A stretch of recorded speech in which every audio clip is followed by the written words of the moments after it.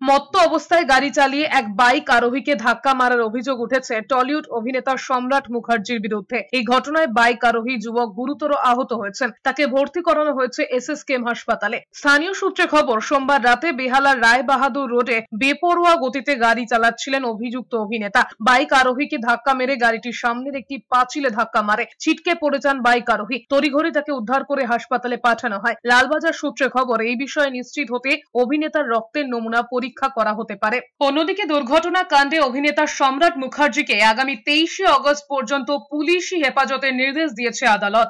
উঠে গেছে, এখানটা উপরে উঠে আছে, অলরেডি ভেঙে ঢুকে গেছে, দুটো বাইকের ছেলে পড়ে রয়েছে। ওদের অবস্থা সিরিয়াস অবস্থা।